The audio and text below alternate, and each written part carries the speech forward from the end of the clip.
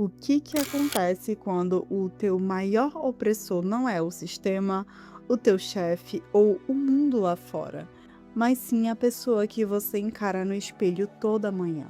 Sejam muito bem-vindos ao quadro A Lâmina, onde cortamos as ilusões da ficção para enxergar nossa própria realidade. E na série Ruptura, a dinâmica da Helen incomoda tanto porque ela escancara o maior tabu da nossa vaidade, que é a guerra fria que travamos contra a nossa própria carne. Uma divisão bizarra, onde quem deveria nos acolher se torna quem dita as regras do nosso próprio isolamento.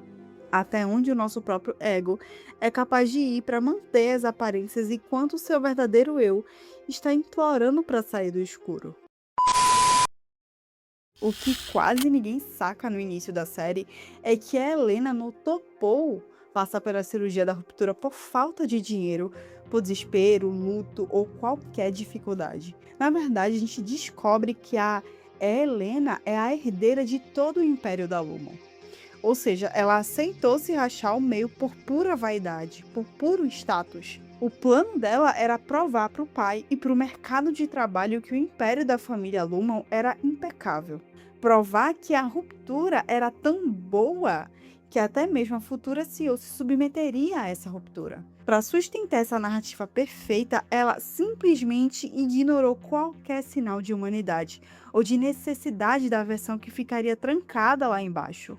Ela achou que tinha o direito de oprimir a metade de si mesma. O que a série faz é usar uma primícia da ficção científica como uma simbologia visual perfeita da nossa própria mente.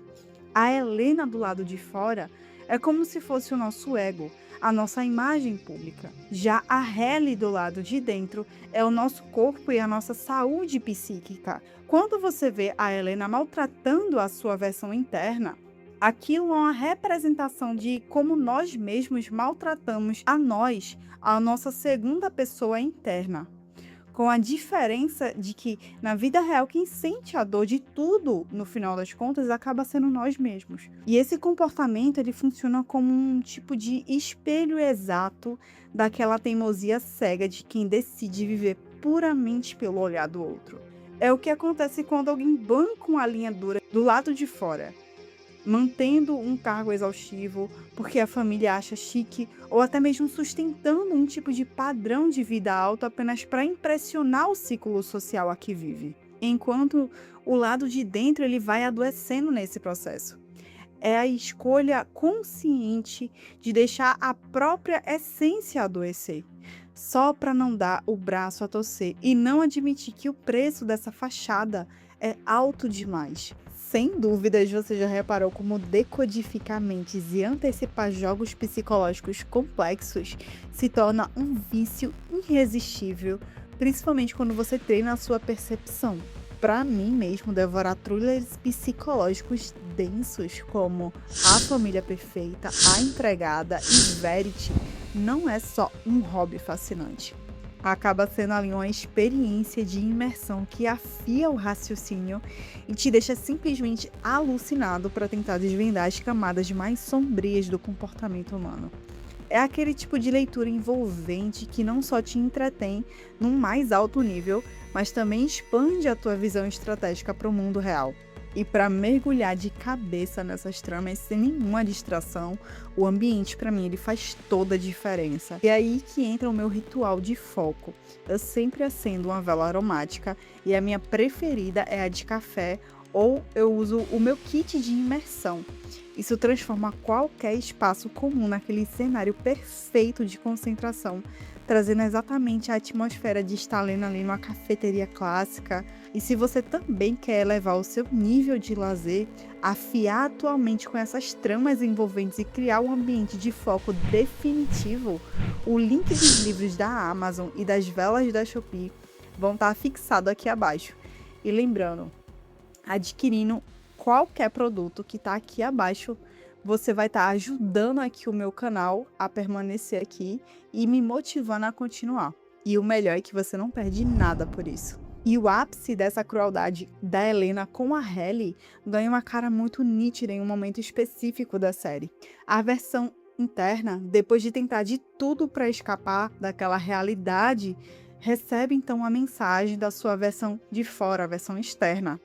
A Helena olha direto para a câmera com a frieza que embrulha o estômago de qualquer um e dispara: eu sou uma pessoa, você não é. Eu que tomo as decisões. Eu sou uma pessoa. Você não é. Eu tomo decisões. Essa frase quase ninguém percebe, mas é extremamente violenta porque expõe o comportamento de quem resolveu tratar a si mesmo como uma espécie de objeto descartável.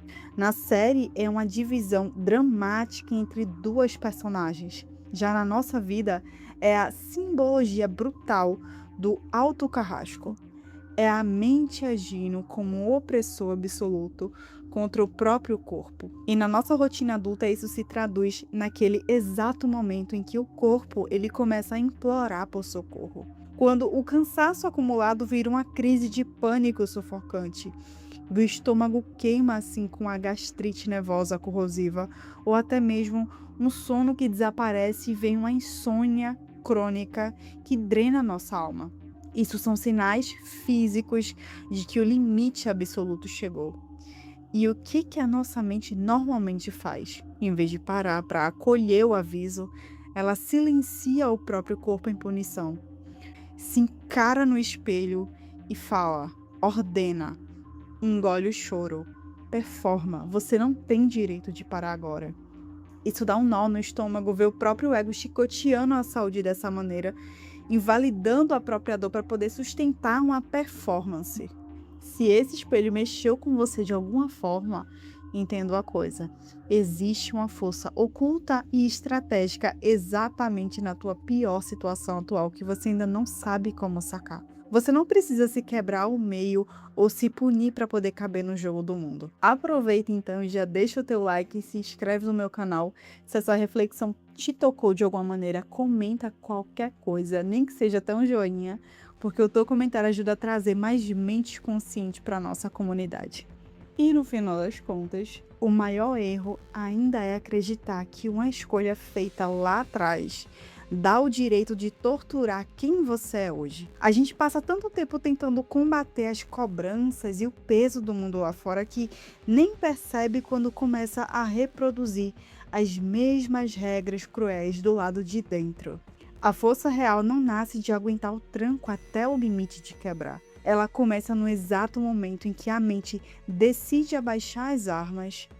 É quando a razão finalmente silencia o orgulho para reconhecer que aquela nossa parte que sente dor, que falha, que cansa, também merece e precisa ser ouvida. Enquanto a nossa versão que busca o status continuar em guerra contra a própria vulnerabilidade, nenhuma conquista vai trazer paz. A soberania verdadeira vem de fazer as pazes consigo mesmo. É entender que o luxo mais caro do mundo é a certeza de deitar a cabeça no travesseiro sabendo que sua mente não é o seu opressor, mas o lugar mais seguro que você tem. E no final, o sistema pode até tentar ditar as regras do jogo, mas quem decide se vai ser o carrasco ou o aliado da própria história é quem encara o espelho.